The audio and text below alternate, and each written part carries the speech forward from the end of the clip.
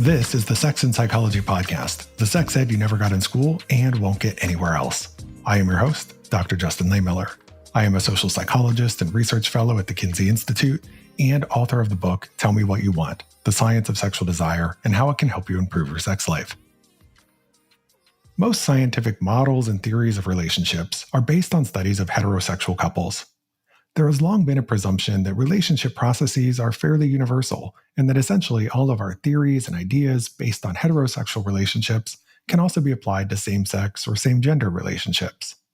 However, as researchers have begun studying queer relationships in greater depth, what we've seen is that these relationships are unique and therefore they need relationship advice that's tailored to them. My guest today has a forthcoming book that offers a relationship guide for gay men, so that's what we're going to be talking about in this show. We're going to explore some of the unique stages that gay men's relationships go through, the importance of having queer relationship role models, what you need to know about gay men and daddy issues, tips for gay men who can never quite seem to make it past the honeymoon stage in their relationships before breaking up, and so much more. I am joined by Tom Brewitt, a licensed marriage and family therapist, trainer, consultant, and author who works extensively with the queer community. He is the founder of the Queer Relationship Institute, which provides therapy for queer folks and training for therapists who work with queer relationships. His book, The Go-To Relationship Guide for Gay Men, From Honeymoon to Lasting Commitment, will be published in March 2025. This is going to be another amazing and very practical conversation. Stick around and we're going to jump in right after the break. Are you curious about sex and psychology in other countries? Join me and Sexual Health Alliance as we expand your knowledge through their study abroad programs. Let's explore different cultures, engage in immersive learning experiences, and collaborate with international experts while traveling to amazing places and having fun with students from all around the world. Since 2015, Sexual Health Alliance has remained at the forefront of sexuality education. So join me, Shah, and a global community of students for a transformative study abroad adventure. There are 4 study abroad options throughout 2025. Check them out at sexualhealthalliance.com. Come meet fantastic people and be at the leading edge of sexual health education with Sexual Health Alliance. Spots for 2025 are available now, so visit sexualhealthalliance.com to secure yours today and embark on an exciting global adventure to study sex and psychology with me.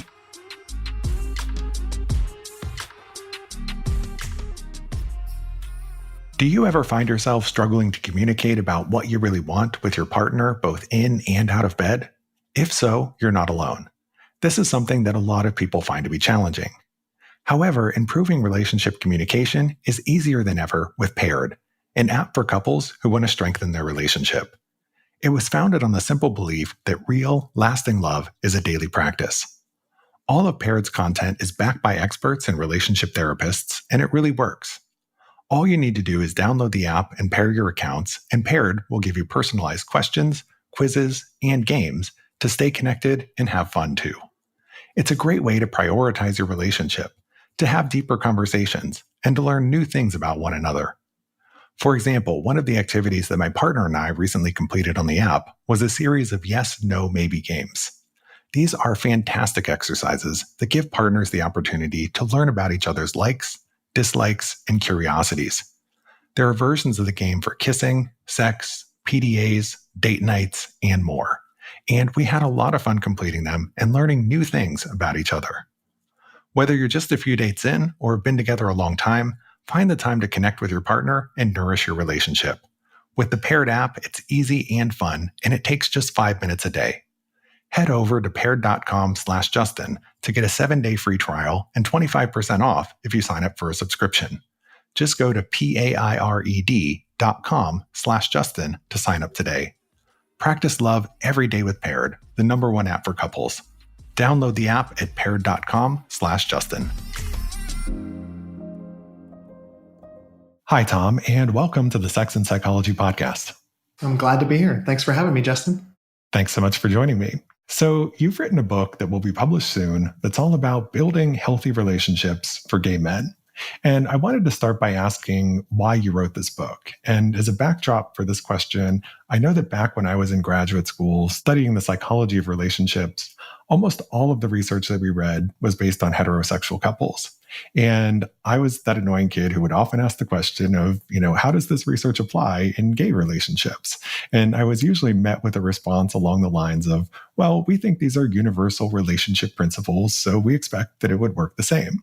So for a long time, there was this presumption that everybody wants the same thing from relationships and that they all work the same way, and therefore all relationship advice is transferable. Now, I've come to see that that isn't exactly true, and I'm guessing that you came to a similar conclusion. So tell us a little bit about why you wrote the go-to relationship guide for gay men. Oh my goodness, you took the words out of my mouth. I have often also been that person who is saying, okay, how does this apply to queer and gay and trans relationships? And so the idea for the book came about because I'm a relationship therapist. I work a lot with gay men. And I got really tired of referring people to some really, really fantastic books out there with the caveat that I'm really sorry, just ignore all the heteronormativity in this book and, see if you can take something from this chapter or that chapter. And so I really wanted to create a book that I could very responsibly give to my queer male clients and say, this is a book that is written for you with love. I love that. And I think it's so important. And, you're so right. There are lots of great relationship self-help books that are out there. There's lots of great research in this area, but much of it only speaks to one segment of the population. And so, for sexual minority individuals, some of the advice, some of the struggles are a little bit different. So it's great to have an all-in-one guide where people can finally go. So let's dive into the book. You start by talking about how relationship therapists tend to see relationships as moving through a relatively predictable set of stages, although, of course, there's always some individual variability. But it usually starts with the bonding or honeymoon phase, followed by discovering and navigating differences, followed by exploration and figuring out how to make things work. Then you've got the reconnection phase and reestablishing intimacy. And then finally, there's what we call mutual interdependence, where you've got this deep connection and vulnerability. So do gay relationships tend to follow this same set of stages, or how are things different? Yeah, so I think that most queer relationships follow a lot of the same stages.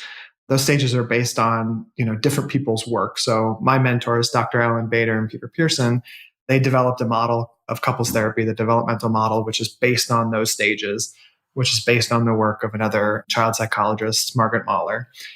I, in talking with Alan and Pete, really wanted to emphasize that I think there's two additional stages that queer couples and specifically gay men go through.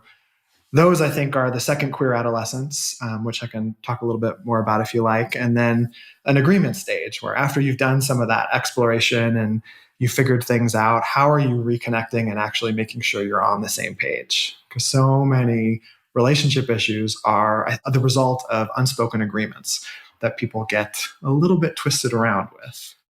Yeah, and that agreement phase, I think, is really important. And I think, to some extent, it's important in any type of relationship. But I think in gay and queer relationships specifically, because there's often not a specific model or template for relationships that you're following, right?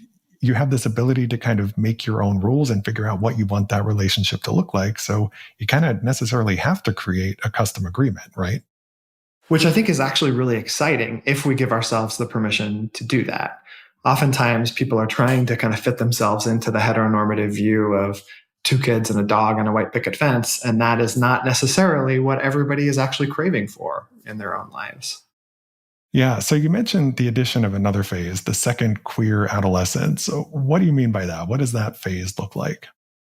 Yeah, I think there's actually just kind of in pop culture right now, there's more conversation about the second queer adolescence. And what I'm talking about when I'm referring to this is the period of time where, so most of us understand that as queer people, we unfortunately still have to come out or invite people into our identity. That's one phase of identity formation. But after you do that, after you say, okay, I'm a gay man, I'm an out gay man, what's the next step? And I think the next step is the second queer adolescence, where you really get to develop and explore all of who you are, the many facets of who you are, not just your sexuality. That can, unfortunately, for queer folks, involve going through some of the traumas and negative experiences many of us have had to live through.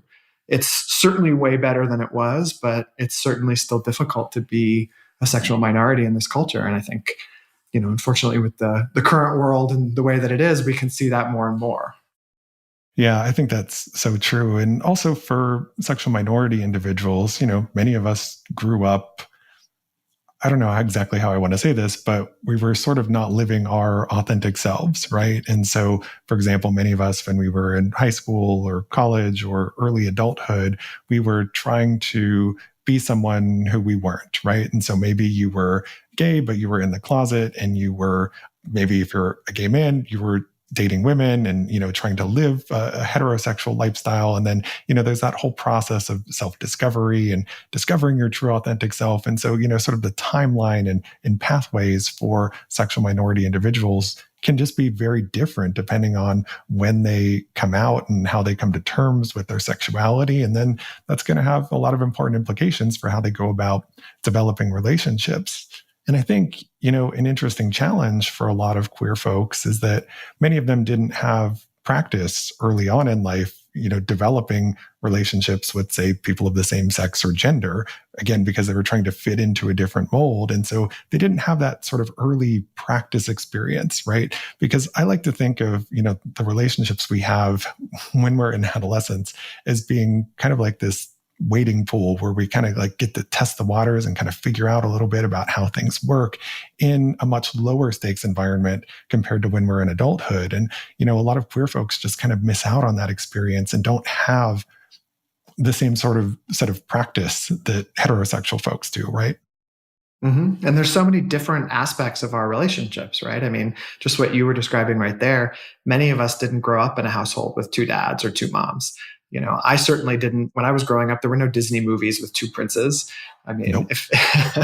I certainly only heard mostly negative things about what it means to be a gay person or a queer person. And so, if you just take that one aspect of our developmental experience, and there's many, many more, it's different and it's challenging. Yeah. And that was something I was going to ask you about is, when it comes to queer relationships, many people don't have any relationship role models. And, what you were just saying resonates with me because, thinking about my own life, my partner and I have been together for 25 years at this point.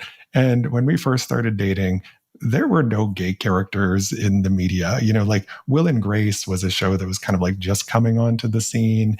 And, there were movies like The Birdcage, but, that was it. There wasn't a lot in the way of gay or queer representation in the media. And we also didn't really know many other gay people either, right?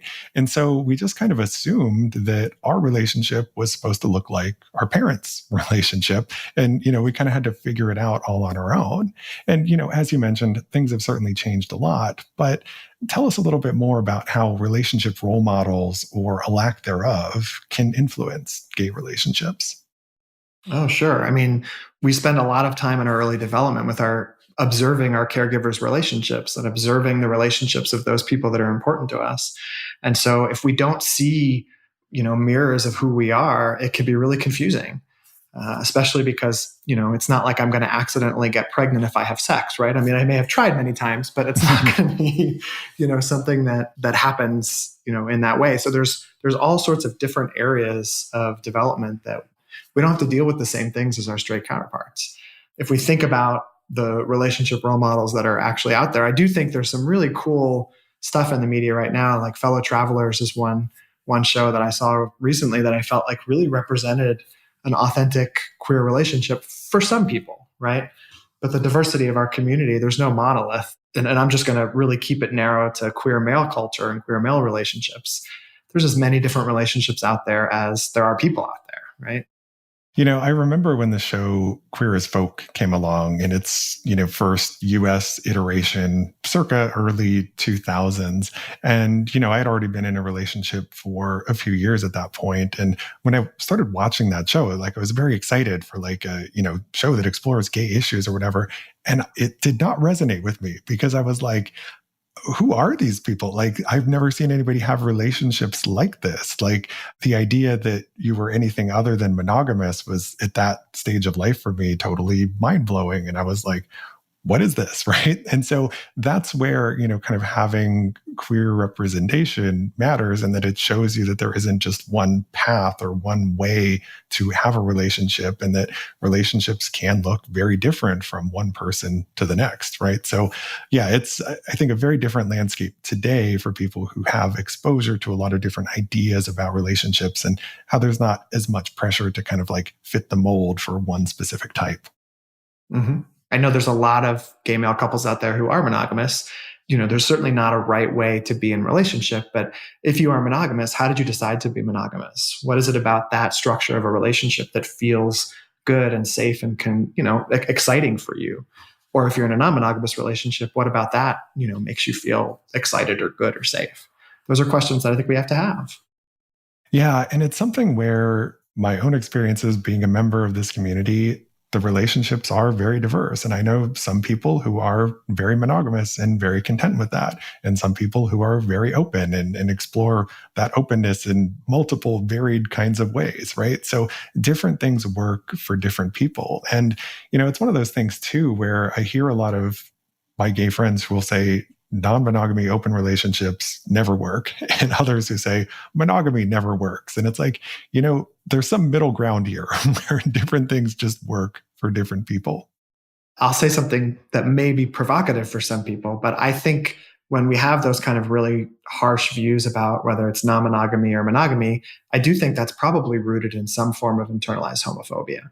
Mm-hmm. And, I think, are you able to look inward and see why do you have those strong feelings one way or the other? Because like you're saying, there's no right way to do this. Yeah, definitely no right way to do it. You need to do what's right for you and figure out what your own relationship values are. And that's something that many of us never really stop and reflect on, which I think is unfortunate, because when we don't do that, we're just sort of internalizing other people's ideas about what our relationships are supposed to be or are supposed to look like. And just as I know many people who feel some sense of internalized pressure to be monogamous, I know some people who feel pressure to be non-monogamous, and some who feel like that's a more quote unquote evolved way of being, if you will. And so, yeah, again, different things work for different people. Now, something I wanted to talk to you about, I saw you mention this a little bit in your book, and I was like, ooh, we need to discuss this, right? So something that gets talked about all the time in the gay community is daddy issues. And for a long time, psychoanalysts thought that absentee fathers made men gay, which we now know isn't true. But there's still a lot of talk about how the relationships that gay men have with their fathers influences their relationships with other men, with the thought being, for example, that those who had more traumatic relationships with their dads might be more attracted to older guys, they might seek more validation, or they might have more abandonment issues. So I wanted to ask for a therapist's take on this. Is there any truth to this idea, and what do we need to know about gay men and daddy issues? Great question. I have a personal response to it. I do share some personal stories in the book. So there's my personal experience and then what I've seen clinically. And so personally, my dad died when I was relatively young. I was just about to turn 17, and we had a somewhat rocky relationship. So I did seek out older partners for a lot of my experience kind of early in relationships. I don't know that I can directly connect that to my daddy issues, but my psychoanalyst at the time probably would have. In terms of clinically, I do see that there's more opportunity for growth and exploration in queer relationships when we have an open mind. And so there are people who I've worked with who have 25-year age differences. There are people I've worked with who have, 10, 15. And then there are people who are about the same age. I certainly think it's a thing. Again, there probably will be people who have different perspectives than I do. I see it a lot in the men that I work with. I don't think there's been enough research yet to really make a clear distinction between this. As we were talking about a little bit earlier, I don't think there's enough research specifically on queer male relationships. But yeah, you will see people who have really difficult relationships with their dad they're attracted to older men. There are people who have great relationships with their dad and they're attracted to older men. So I don't think we can say like there's one size fits all here, which I know is a very therapist response. But I do think it's part of queer male culture where there are these relationships where there are bigger age differences, and that's okay. Yeah, and I agree that it's okay, right? Different things, again, work for different people. And, it is true that in general, people tend to be attracted to partners who are similar to them, right? We see this in a lot of data, but that seems to be particularly true for heterosexual folks and less true in the queer community, right? Because among LGBTQ individuals, they're more likely to start relationships with somebody who is of a different race or ethnicity than they are. They're more likely to enter into age gap relationships.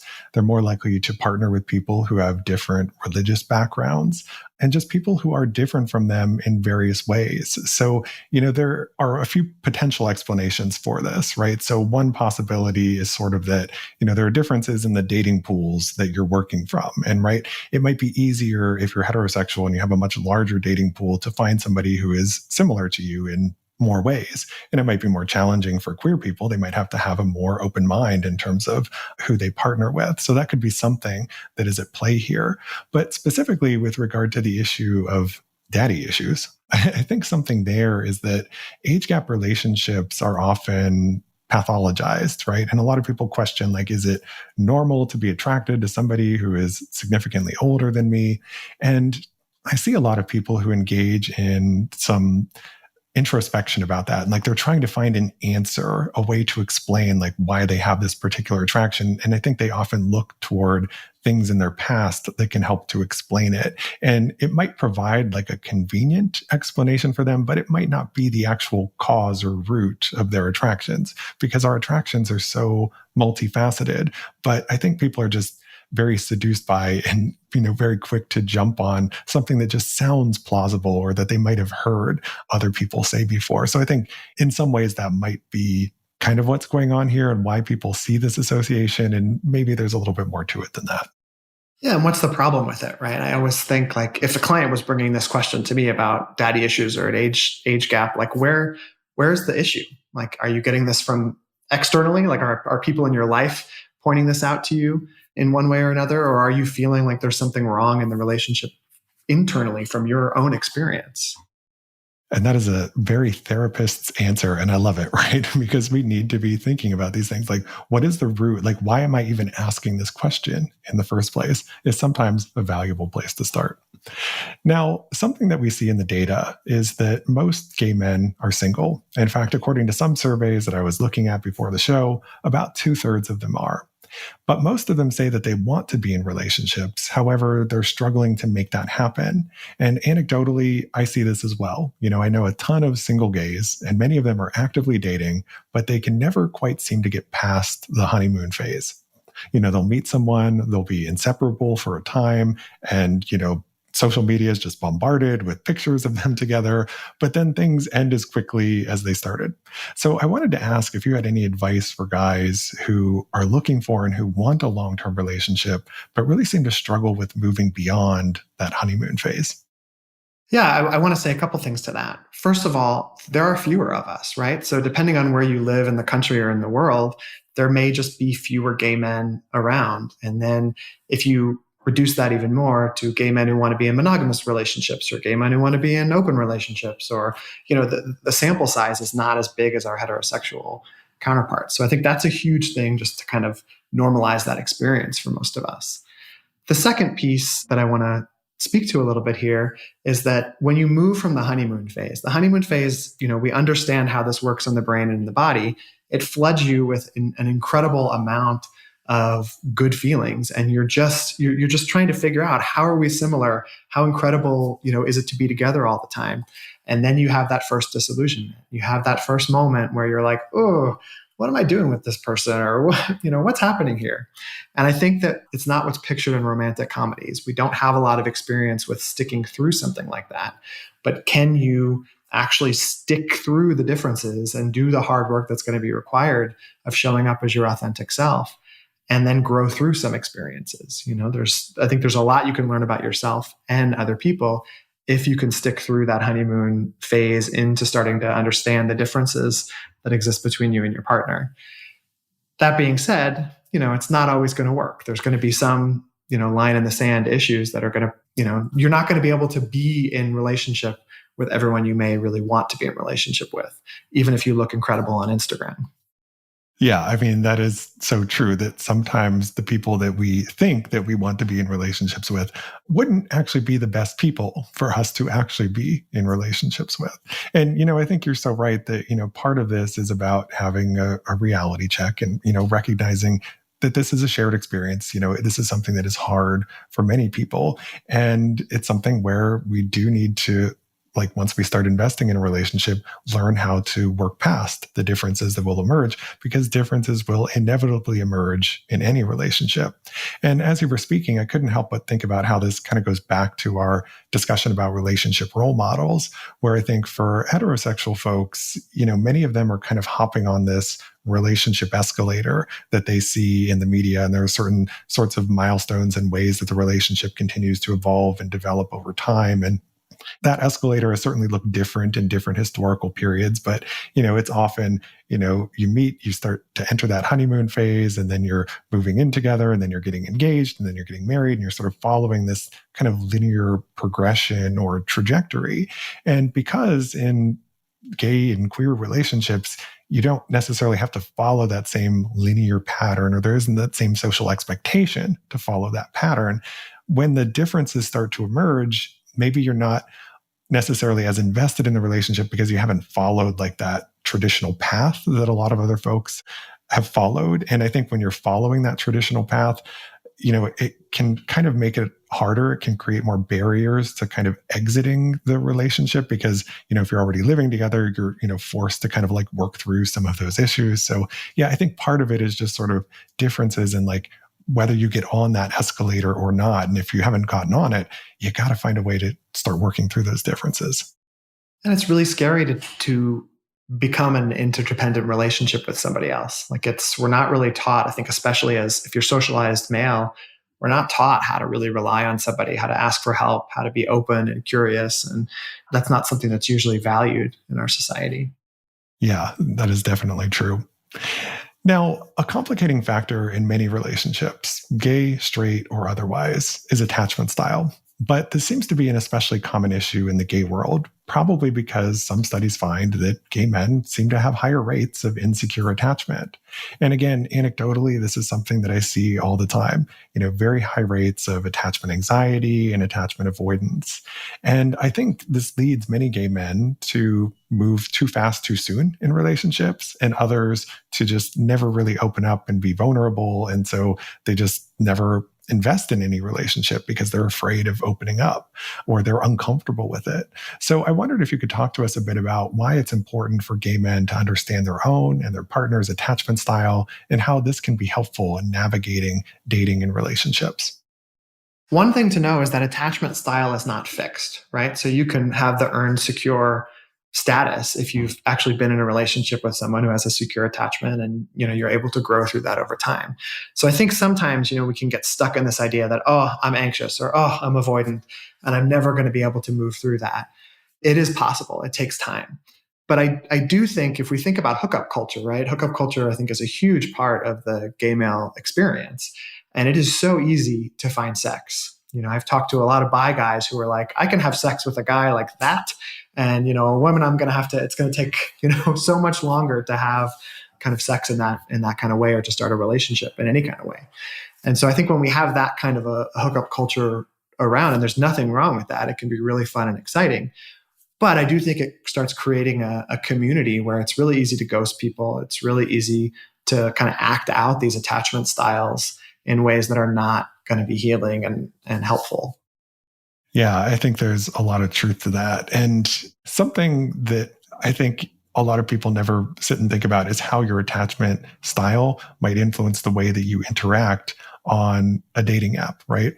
And so if somebody ghosts, or if somebody seems to suddenly disappear, is that because they're really an asshole, or do they just have an avoidant attachment style, right? And, I think we have a tendency to assume the worst and like that they're just a terrible person, but maybe they're just somebody who's avoidant. And, this goes back to where, the people that you might be really attracted to might not necessarily be the most compatible partners for you, because sometimes the people that we find to be very physically attractive sometimes there are people with very avoidant attachment styles. And so the bar might be a little bit harder in terms of, getting them to open up or, be interested in starting a relationship. And I think also if you're somebody with a lot of attachment anxiety, being on dating apps or apps like Grindr can be a very toxic place for your self-esteem and self-worth, because you really want to start an attachment. And that can often scare people away on some of these apps because, different people are there for very different reasons. And not everybody who's on these apps is there looking to start a relationship. And, I think that's one of the complicated things about the world of gay dating apps is that, many people are just looking for sex. Some people are looking for relationships. Some people say they're just looking for friendship. And, what does it all mean? And how do you find somebody who's actually looking for the same thing as you? Because sometimes people will say they're looking for one thing when in reality, they're, looking for something else.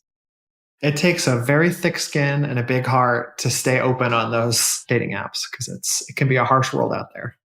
Yeah. And it's one of those things too, where if one of these apps just doesn't seem to be working for you, or if it's not good for your mental health, A, it's good to take a break from it. And B, maybe consider looking at other apps or trying to meet people in different ways, because, the world of dating apps, it's a hard place for a lot of people to make connections, no matter their sexual orientation or gender. But yeah, depending on your attachment style, it can actually, wind up being a very, very toxic place in some cases. And one of the big things, and I really emphasize this in the book, is that it's so important to do our own work. If you have either an anxious, avoidant, disorganized, whatever kind of attachment style, are you paying attention to your internal world? You can actually have an earned, secure internal attachment. Like, can you figure out how to do that for yourself so that you can, when you do go onto any of these platforms, you're able to show up as the best version of yourself, and you're not going to be weathered by the storm too much. Yeah.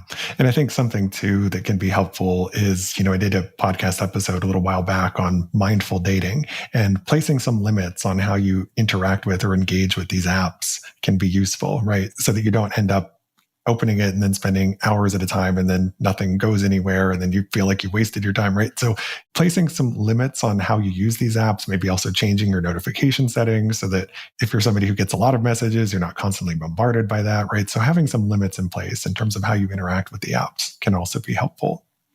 Now, another big issue that comes up in many gay relationships is substance use. And I know we could probably do a whole episode just on this alone, but research shows that on average, gay men have higher rates of substance abuse and substance use disorders.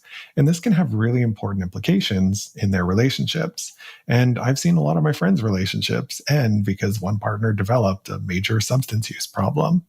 I was just wondering, since this is such a big issue, if you could share any tips on what to do if either you or your partner start to develop an unhealthy relationship with substances. This is a huge topic. And unfortunately, it does come up more often than not in relationship, right? And so I think part of it is really being clear with yourself, like, what is the substance misuse that's going on? What are some lines in the sand for you?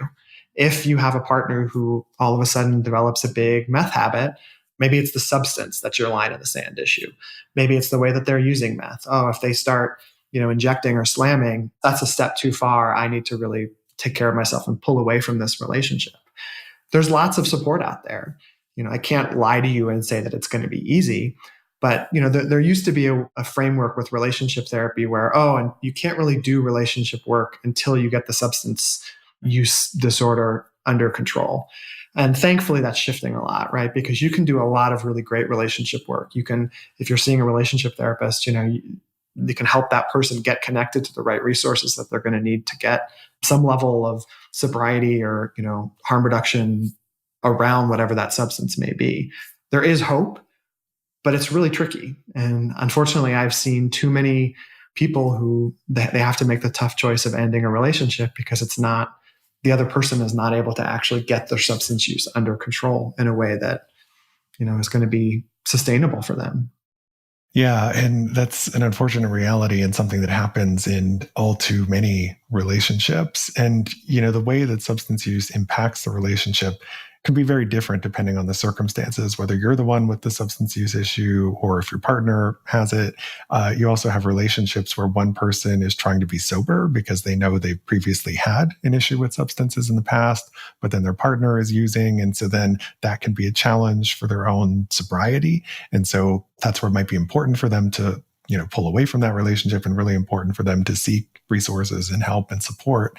But then, I've also seen relationships where, one partner starts using and, the other partner didn't previously have a problem, but they start using as well. And then suddenly both of them are kind of supporting each other and having this substance use habit that ends up getting out of control. And then that could be a whole other issue in the relationship. So substances and relationships are a very complex thing for people in relationships in general, but I think especially in the gay community where we have this much higher rate of substance use to begin with. Which makes a ton of sense, right? I mean, you look at the levels of marginalization and discrimination that we experience, the trauma, these are ways to cope with trauma. And then you add in sex into the mix, and sex and substances can, for some people, be really fun until they're not. And the way that all that stuff works in the body can create a perfect storm. Yeah. Sex, substances, and trauma, it is the perfect storm. Well, Tom, I feel like we've just barely scratched the surface here. So in preparing for this show, I came up with at least a dozen other questions and topics that I wanted to explore. So I'm going to have you back sometime to dive even further into what gay and queer men need to know about developing healthy relationships. But in the meantime, for gay and queer folks who are looking for help navigating relationship issues, how do you recommend they go about finding a sex or relationship therapist who is knowledgeable and who's going to be gay affirming? It's tricky. Google is a good place to start. Unfortunately, it can take some time to find somebody who has the qualifications that you're going to need.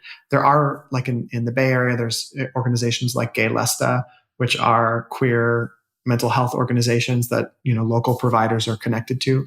So I would recommend just kind of Googling LGBTQ affirmative mental health professionals, relationship therapists in your area.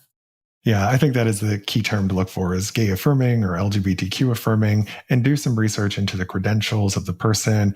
Ideally, they'll hold some certification or credential that shows that, this isn't just virtue signaling and they're not just saying this, and that they actually have some training to back it up. You can also visit my website, sexandpsychology.com. And if you search for the tab that lists for sex therapy, you can find a list of specific search engines for finding therapists in your local area. You can also visit the ASECT website and search for certified practitioners there as well. So lots of ways to go about looking for a provider who is going to be helpful and knowledgeable in your specific area. It's great that you have that on your website. Thank you for doing that. Well, a lot of people ask me about how to find a therapist. In fact, many people in my local area. So I even keep a document on my desktop at all times that I'm constantly sending out to people who are looking for therapists in this area. So yeah, I definitely want to help people when they need to find help. So thank you so much for this amazing conversation, Tom. It was a pleasure to have you here. Can you please tell my listeners where they can go to learn more about you and your work? Yes, thanks for having me. You can check out my website, www.queerrelationshipinstitute.com. I'm also on Instagram, Queer Relationship Institute. Well, I'll be sure to include links to all of that in the show notes. So thanks again so much for your time. I really appreciate having you here. It's been great to talk to you.